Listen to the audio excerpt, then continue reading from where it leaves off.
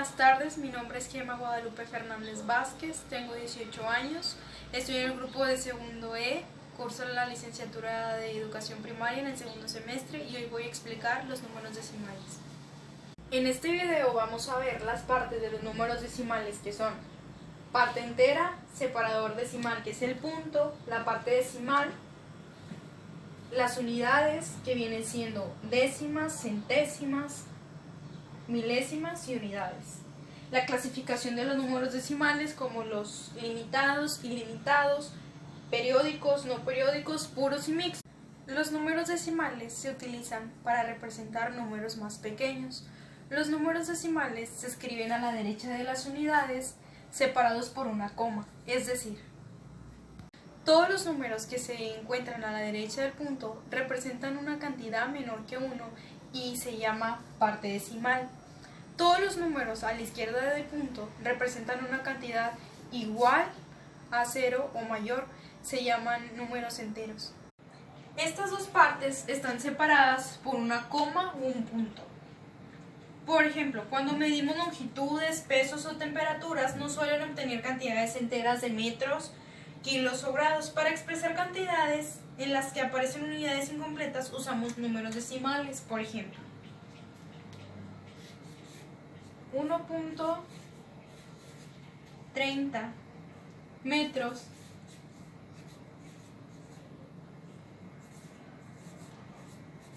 es un decimal.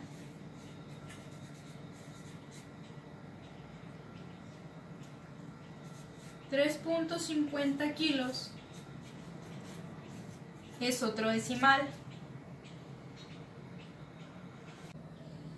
Un número decimal tiene una parte entera, una coma y una parte decimal después de la coma. La parte entera siempre va antes de la coma y, como su nombre lo indica, siempre es un número entero.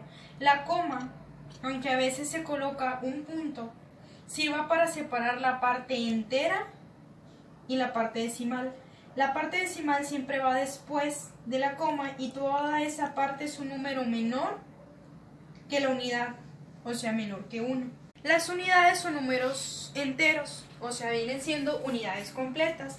Las décimas, centésimas y milésimas son menores que una unidad porque son partes de una unidad. Son unidades incompletas, por ejemplo, aquí vemos las unidades, las décimas, centésimas y milésimas. La décima es la primera cifra después de la coma. En un número decimal, si dividimos una unidad en 10 partes iguales, cada parte es una décima. Por ejemplo, aquí una unidad es igual a 10 décimas. En la centésima es la segunda cifra después de la coma en un número decimal. Si dividimos una unidad en 100 partes iguales, cada parte es una centésima. Una unidad es igual a 100 centésimas. La milésima es la tercera cifra después de la coma en un número decimal.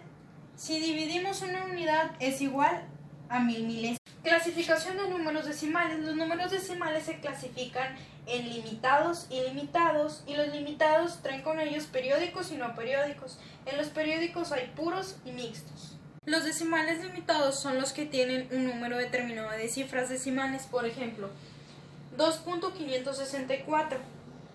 Los decimales ilimitados son los que tienen infinitas cifras decimales. En los números decimales ilimitados, los puntos suspensivos indican decimales infinitas. Los números decimales ilimitados pueden ser no periódicos o periódicos. Los números decimales ilimitados no periódicos son los decimales que no contienen ningún grupo de cifras que se repiten periódicamente en la parte decimal, y aquí vemos su ejemplo. Los números decimales ilimitados periódicos son los decimales que contienen una cifra o un grupo de cifras que se repiten indefinitivamente en la parte decimal. A la cifra o grupo de cifras que se repite se llama periódico. El periódico suele indicar con un arco sobre las cifras que se repiten. Por ejemplo, aquí en el ejemplo 2.3333, el periódico es 3 y se escribe de la siguiente manera, así como está aquí en el ejemplo. El número decimal puede ser finito o infinito. Los finitos son aquellos que se conoce desde la primera cifra hasta la última, y los infinitos no se conoce el fin de la cifra.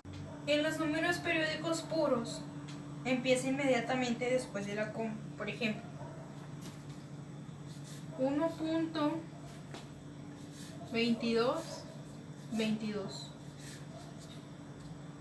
que siempre va a ser un número infinito.